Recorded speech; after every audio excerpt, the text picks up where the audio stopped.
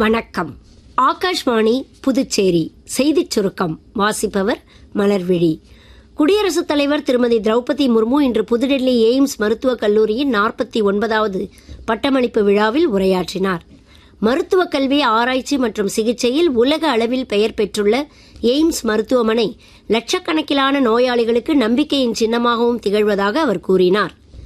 வரவிருக்கும் நிதியாண்டிற்கான பல்வேறு மத்திய அமைச்சகங்களின் மானிய கோரிக்கைகள் மக்களவையில் இன்று நிறைவேற்றப்பட்டன. எதிர்க்கட்சிகள் அமளி ஏற்படுத்தியதால் தொழில், வர்த்தகம், தகவல் ஒலிபரப்பு உள்ளிட்ட துறைகளுக்கான மானிய கோரிக்கைகள் சபாநாயகரின் கில்லட்டின் உத்தரவின் கீழ் விவாதமின்றி நிறைவேற்றப்பட்டன. இதைத் தொடர்ந்து நிதியமைச்சரால் கொண்டுவரப்பட்ட நிதி ஒதுக்கீட்டு மசோதாவும் அவையில் நிறைவேற்றப்பட்டதைத் தொடர்ந்து அவையின் இன்றைய அலுவல்கள் ஒத்திவைக்கப்பட்டன. பிரதமர் திரு நரேந்திர மோடி தலைமையிலான அரசு தீவிரவாதத்தை கொஞ்சம் கூட சகித்துக் கொள்ள முடியாத கொள்கை ஒன்றை கடைபிடித்து வருவதாக மத்திய உள்துறை அமைச்சர் திரு அமித்ஷா தெரிவித்துள்ளார். இன்று மாநிலங்களவையில் உள்துறை அமைச்சகத்தின் செயல்பாடுகள் பற்றிய விவாதங்களுக்கு பதிலளிக்கையில் அவர் இவ்வாறு கூறினார்.